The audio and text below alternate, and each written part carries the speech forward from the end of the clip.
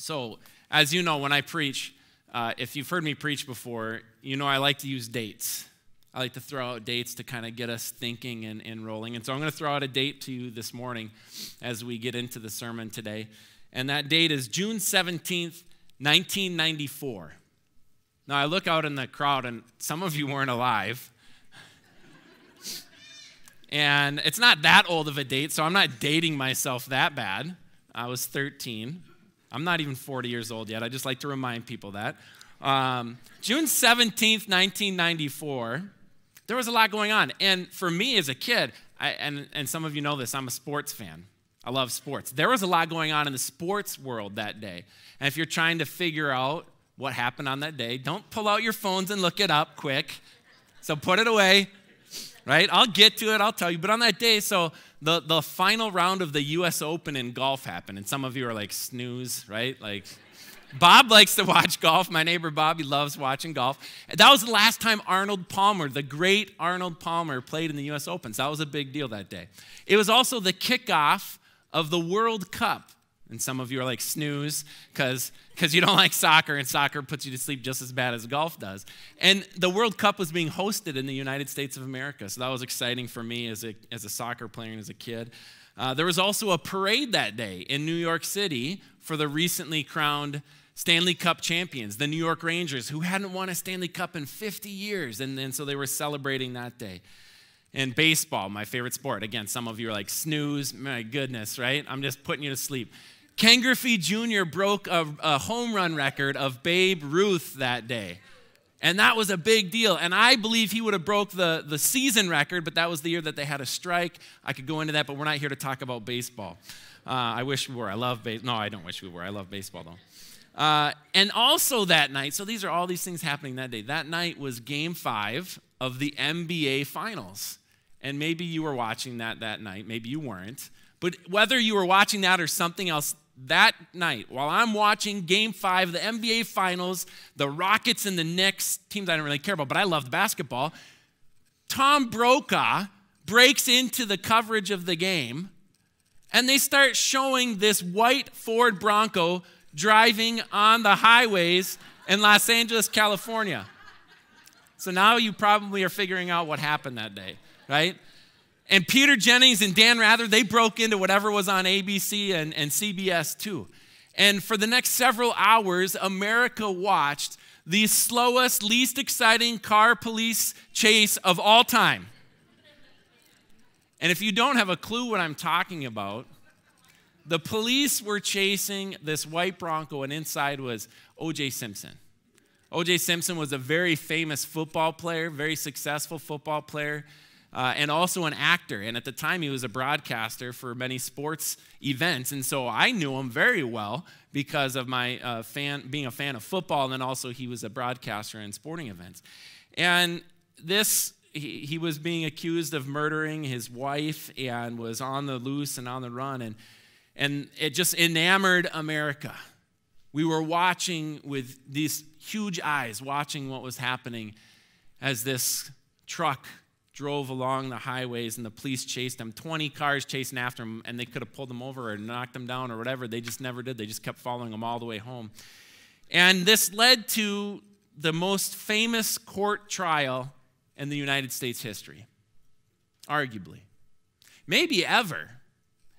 And as I thought about that and just thinking about this case, I mean, it was widely publicized because he was a celebrity. It brought on the birth of Court TV. Who in here likes Court TV? Anybody? A couple people like half raised their hand. Oh, okay, good. Don't be ashamed. In fact, now Court TV used to be a cable TV. Now it's on free TV. It's nice if you're a Court TV fan. There was an 11-month trial with the O.J. Simpson trial. There's been subsequent documentaries, films, and TV shows. And my wife and I, well, my wife first, and now because I'm married to her and I love her, she loves like murder mysteries. And so we've really gotten interested in this whole O.J. Simpson trial and all that, everything that happened with him. And so we've watched a lot of the documentaries and films about it. And we're just very interested in it. And I believe it is honestly one of the most controversial court cases. It was an absolute racket. If you've watched it at all, it's unbelievable. The defense was using so many different tactics. The prosecution was making so many mistakes. The judge was allowing things to happen that normally don't happen. It was ridiculous. And there were so many other political and racial tones that were happening at the time. And if you lived during that time, if you were around during that time, you remember all of those things. And it was just so controversial. And there have been famous trials in the history of time, the Salem witch trials, Brown versus Board of Education.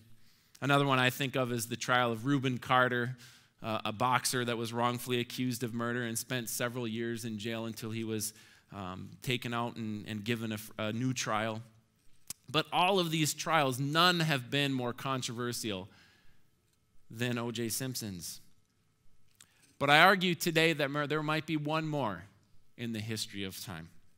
And that one is the one that today we will begin studying.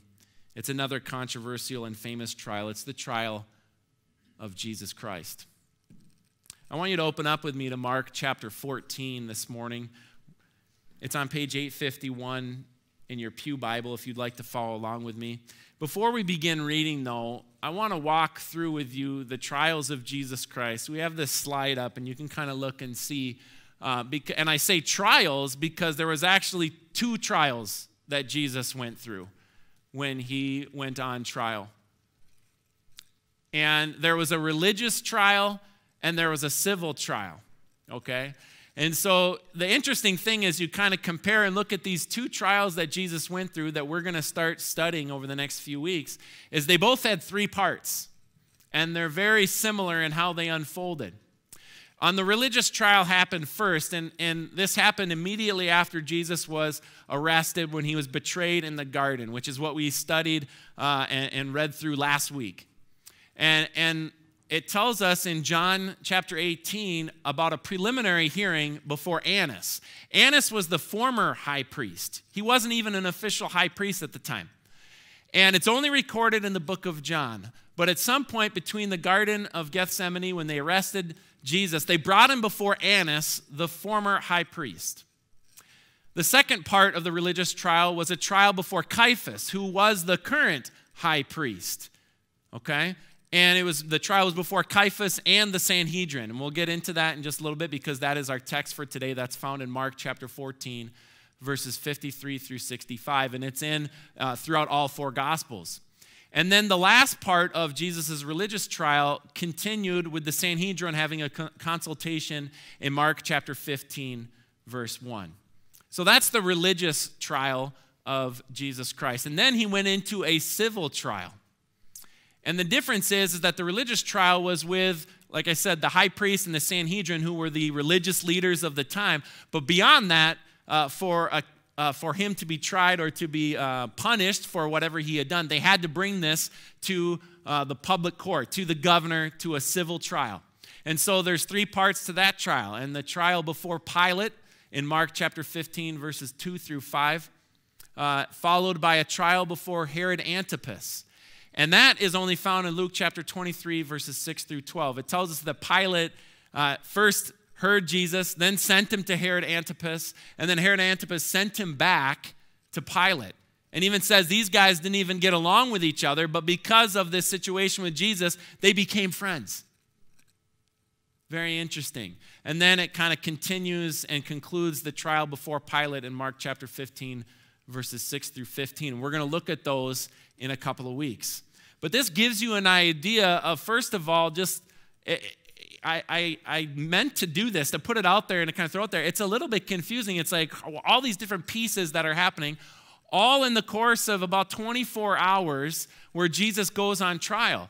And it's confusing. It was controversial. It was odd. It was strange. It happened in the middle of the night, under the cover of night, under secrecy.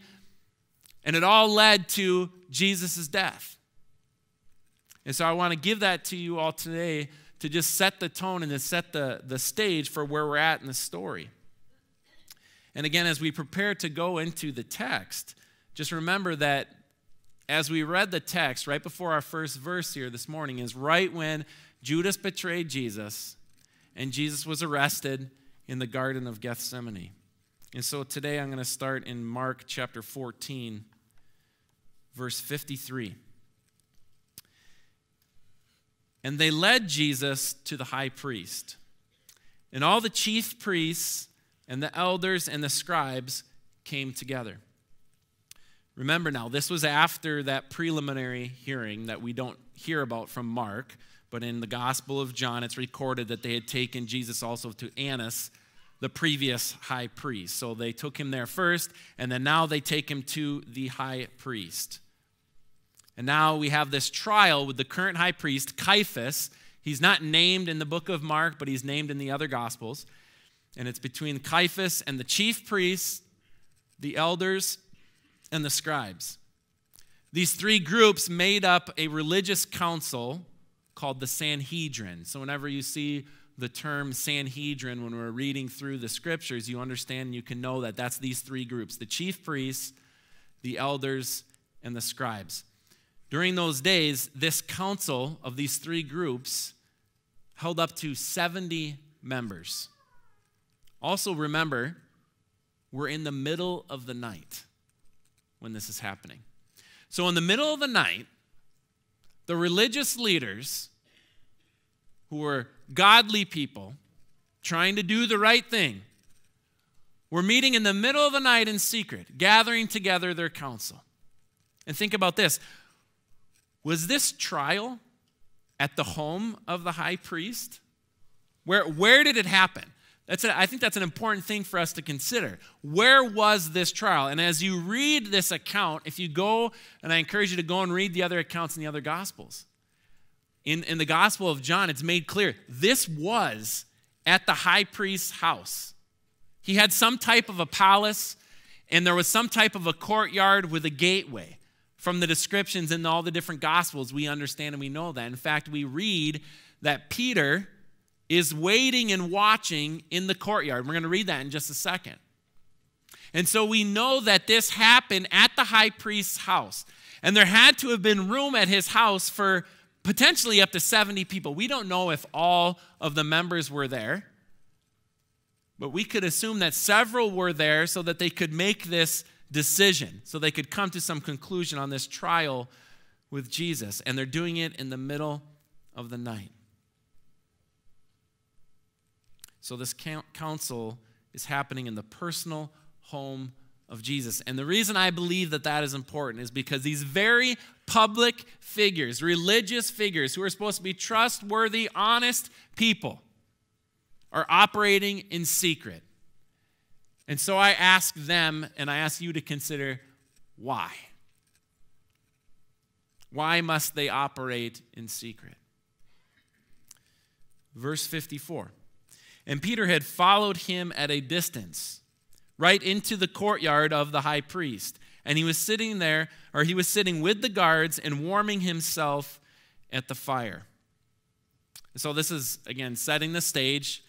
In the next section of Scripture, it's going to talk about Peter more specifically, and we're going to get into that next week. We've already talked about Peter. A couple of weeks ago, we talked about when Jesus predicted Peter's denial, right? And that's about to happen. What Mark is doing is he's setting the scene, telling us that Peter was there.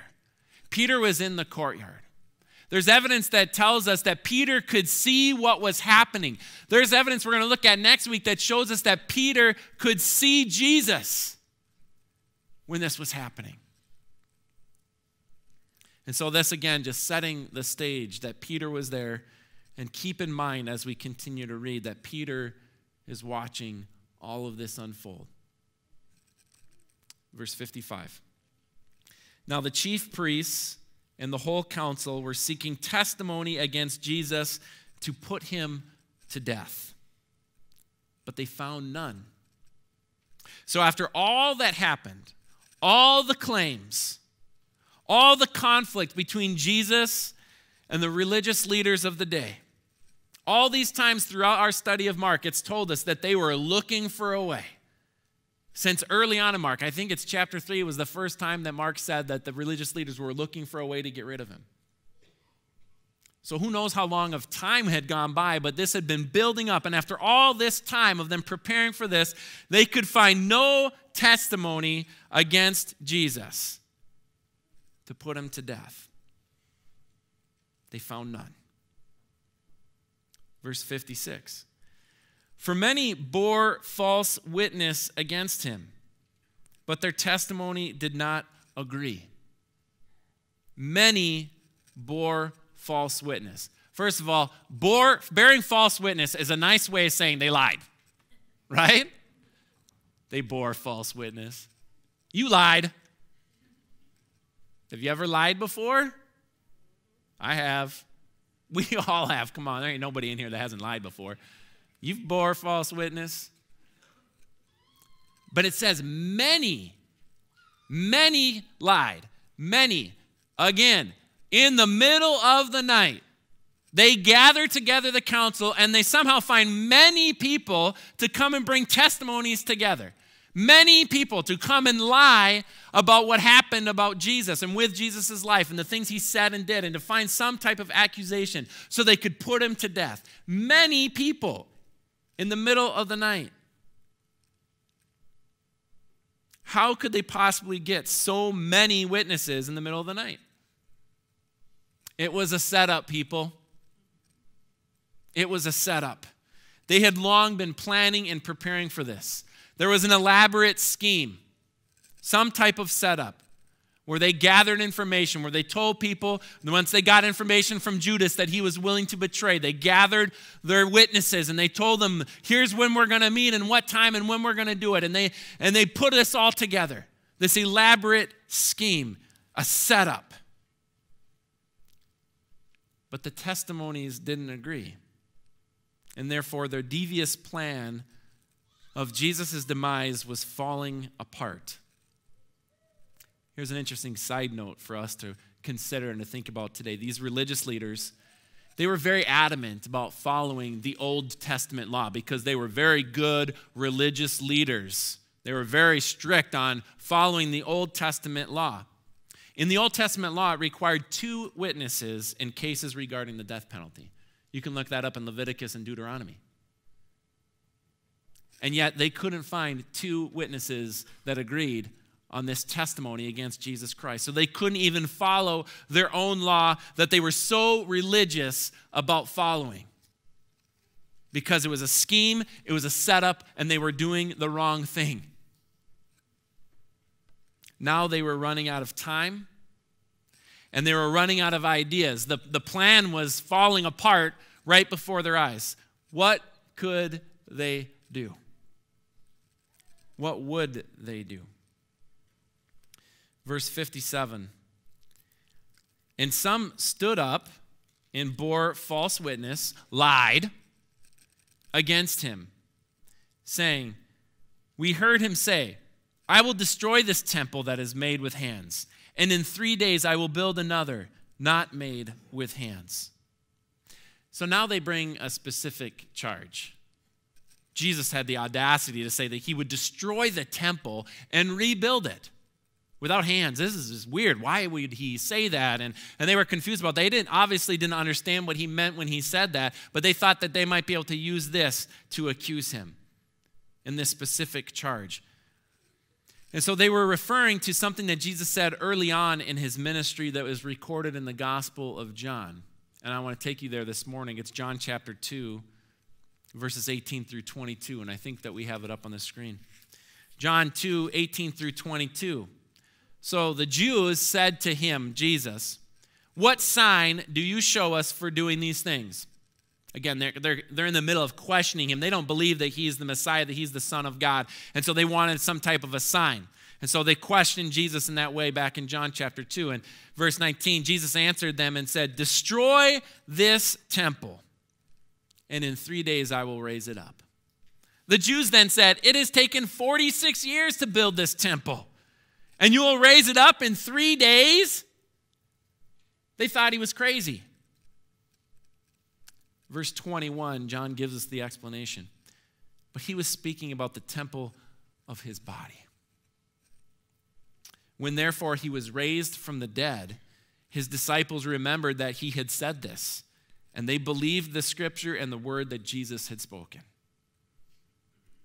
Wow. So the religious leaders are using this example to accuse Jesus of blasphemy. the irony is that he lived up to his claim. Now, he hadn't lived up to it yet at this point as they accuse him back in our setting in the text today. But he did live up to this by his death and resurrection. And when he did so, his disciples remembered it, and they believed the scripture, and they believed in him, and they believed in his word. But here, this council is looking for anything that they can find to accuse Jesus of blasphemy. And it didn't matter. You want to know why it didn't matter? Verse 59. Yet even about their testimony did not agree. So even when they got a few people together that could bring this same testimony, that were there when he said this crazy, audacious thing that he said, even then, and about this specific event, when he talked about rebuilding the temple in 3 days, even then, about this, their testimony did not agree. The council had failed. They had failed to produce a convincing argument against Christ. And they were really out of feasible options. But here's where it gets interesting, because that didn't matter either. Because they were going to do anything they could and everything they could to get rid of Jesus, whether it was in a fair way that they could make it seem like it was fair, or whether they were just going to do it regardless. They were determined and bound to kill the man. Again, here's where it gets interesting. Verse 60. And the high priest stood up in the midst and asked Jesus, "Have you no answer to make? What is it that these men testify against you?" So the high priest has had enough. He sees that they're losing control of the situation. The night is going on, and then morning is going to come, and at some point the public, who generally speaking were supportive of Jesus and following Jesus and loved him, the public is going to start to find out that something's happening. And so the high priest steps in to take control. He raises the tension. He confronts Jesus in an attempt to get Jesus to potentially implicate himself. He's trying to break him. But Jesus can't be broken this way. What do you say for yourself, Jesus?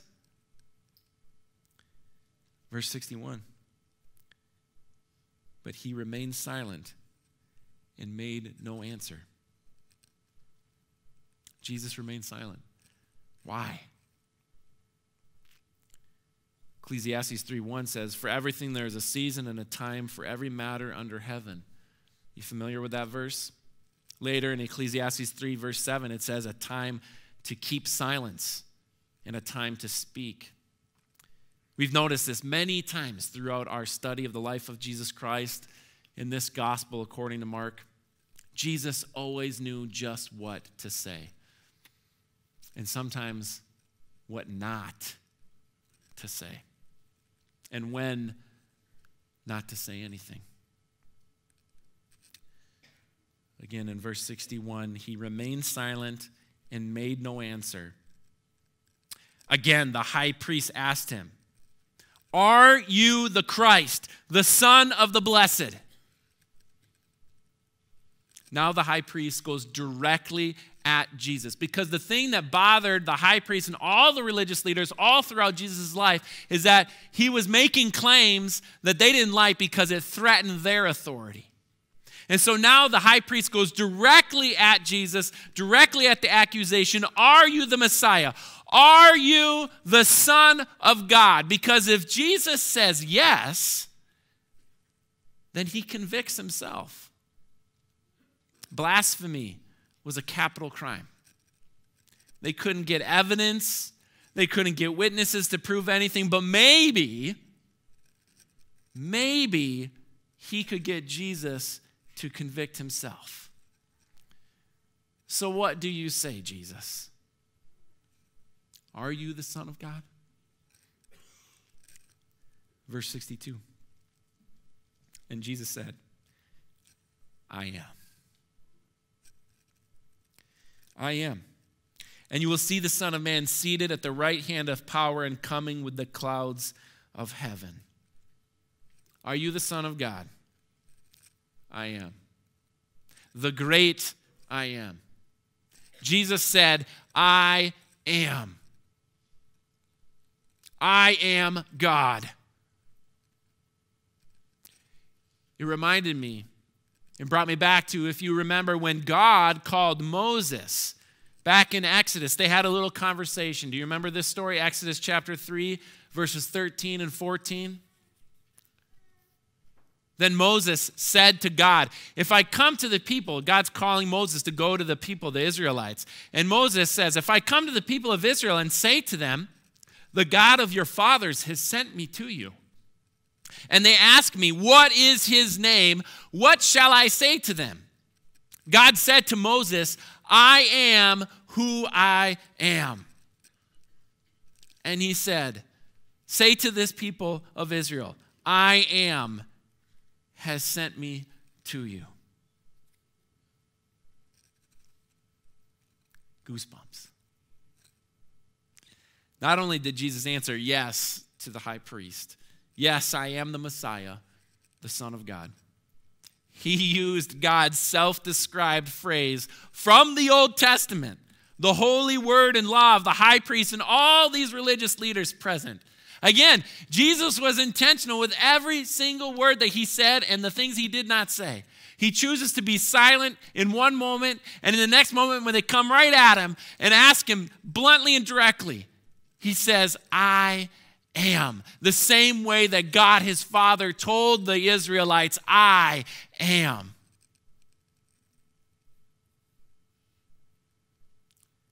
Jesus was intentional with every single word that he spoke. I am. So how did the high priest and the council respond to that? Not well. Not well. Verse 63 and 64. And the high priest tore his garments and said, what further witness do we need? You have heard his blasphemy. What is your decision? As if he needed to ask them what their decision was. They had already decided long before this trial took place. What is your decision? And they all condemned him as deserving death. It was over now. You see, the decision was made. The tension couldn't be any greater. The deal was sealed. Jesus was convicted, condemned. What a racket of a court case. The high priest, the Sanhedrin, chief priests, elders, scribes, all of them. They all had made up their minds about Jesus long before this fateful night. This was no trial. It was their feeble attempt to justify the wrongful death of an innocent man, a perfect man, the God-man.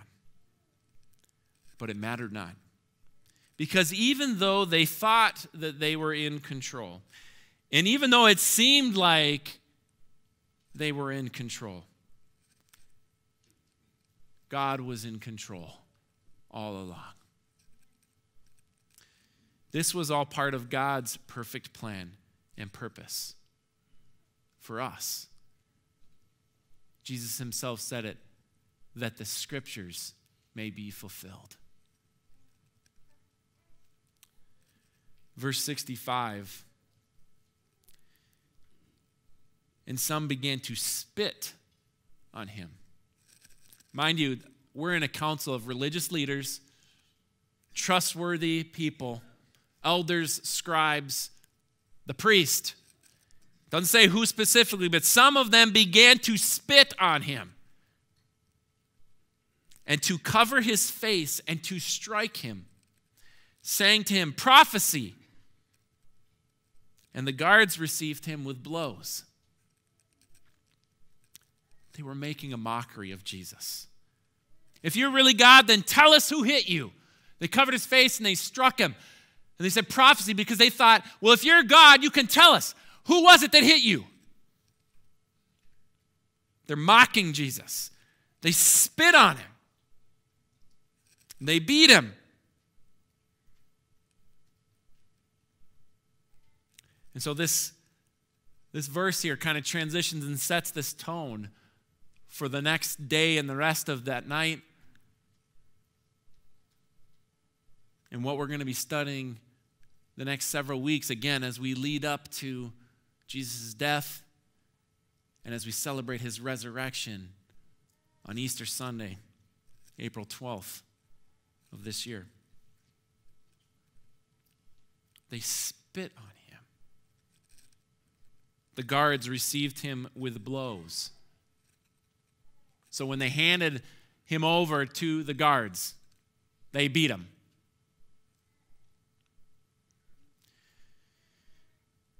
This morning, it's an abrupt end to the text that we're studying. And we're going to take time to reflect on this. And I'm going to ask the worship team to come up because we're going to reflect on these things and on the death of Jesus Christ. They're going to lead us in a song. And as we sing, you can sing along and worship with them. You can pray. You can reflect and consider these things. As the song's being played, if you're helping with setting up communion, I encourage you to go and get ready for that. We are going to take communion this morning. We take communion as a body of believers in Jesus Christ to remember what Jesus did, his broken body and his blood shed for us. You don't have to be a member of our church. We ask that if you believe in Jesus Christ as your Lord and Savior, then you join us in taking communion, and we'll do that after this song. But I want you to take time to reflect on this, and in a second I'm going to read again verse 65 as the worship team begins to lead us in this song. Think about what was happening in this trial, what happened to Jesus, and why God allowed this to happen, and why Jesus would allow this to happen, and why Jesus would do this. He did this for me. Amen. A liar, a cheat, a sinner. Now, I'm not going to go pointing fingers, but I think all of you are right there with me. Liars, cheats, sinners. Jesus did this for you. I know I'm an emotional guy. I get that. And some of you aren't. Bear with me. Jesus did this for you. Hear this.